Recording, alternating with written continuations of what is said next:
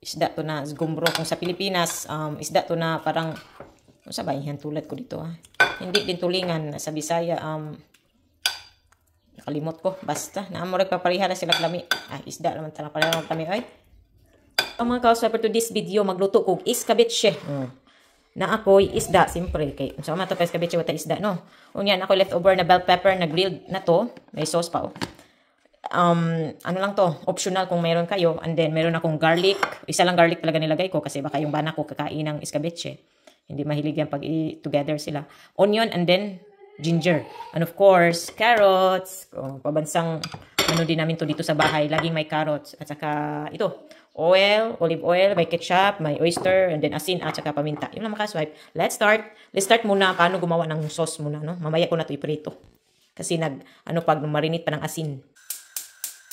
Makaswipe. Okay. Painitin mo ng kawali. Lagyan natin oily, oil. At saka makaswipe no, wala pala akong nilagay dito na kamatis. So, hayaan na. Meron naman tayong ketchup. Kung ano lang talaga meron kayo makaswipe, yun lang yun, no? Basta may isda tayo, carrots. Okay na yun. Oil. Yan. Lagyan natin ito. Onion nini.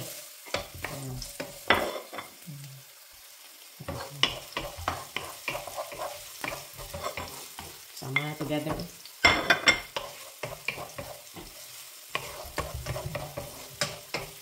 Pa-brown na to ni.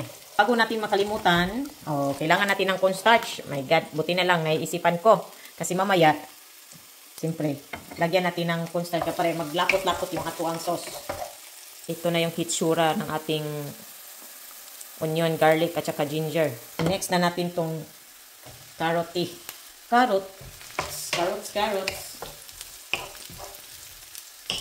Laging may gulay kami. Carrots talaga yun.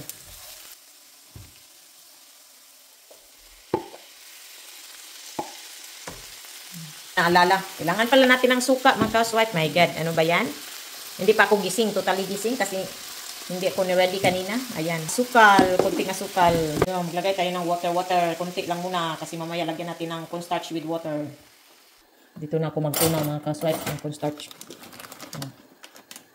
Huwag nating damihan ha, kaya basi himo ng estimate nyo na lang, mga ka-swipe. Ayan. Asin.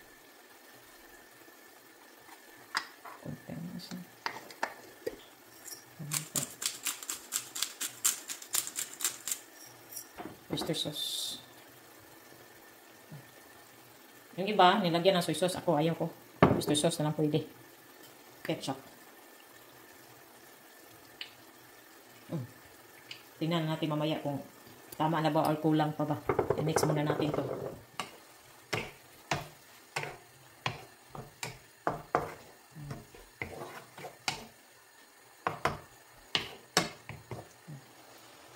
Some starch.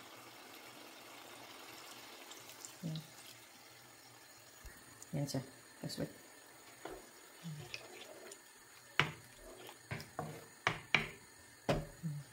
We add suka. Pagdating damihan kayo basi maslong. We add sugar. Maybe 1 teaspoon.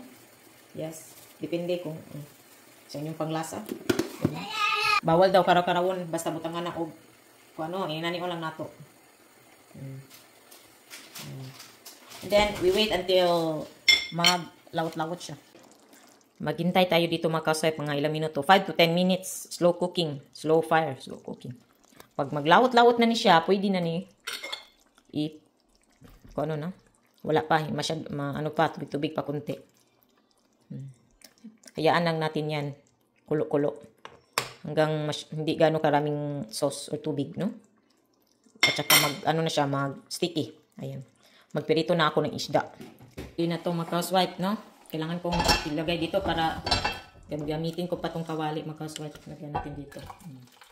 Dami na itong sauce. Ito yung gagamitin ko mag-housewife kasi nga natakot ako sa oil ba magpirito sa isda. Mas okay to kasi malalim, di ba?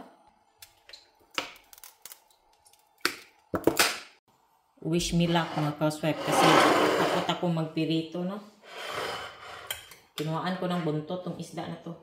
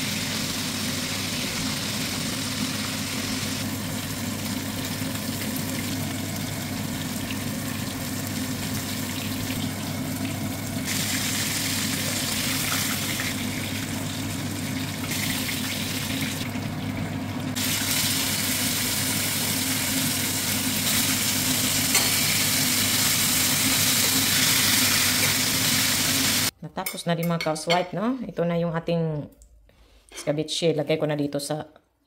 Ganyan ako. Ganito ako escabeche mga ka-housewife. Ayan. Lagay natin dyan. Ayan. Yung mga ulo, wag na. Yung mga ulo, kainin ko na lang yan. Na walang sauce escabeche. Kaya natin mga ka-housewife. Lagay natin yan. Oh, nga tong sauce. Isda to na gumbro. Kung sa Pilipinas, isda to na parang, sabayan tulad ko dito hindi din tulingan sa Bisaya. Nakalimot ko. Basta. Naamorag papariha na sila klami. Isda naman talang pareha naman kami. Ayan, mga ka-housewife. Ayan. Thank you for watching mga ka-housewife and for today's cooking show. Thank you for watching. Thank you for watching mga ka-housewife. Sana ay nag-enjoy kayo for today's recipe, no? Simple cooking lang talagang makaya ni housewife. Ayan siya. Bye!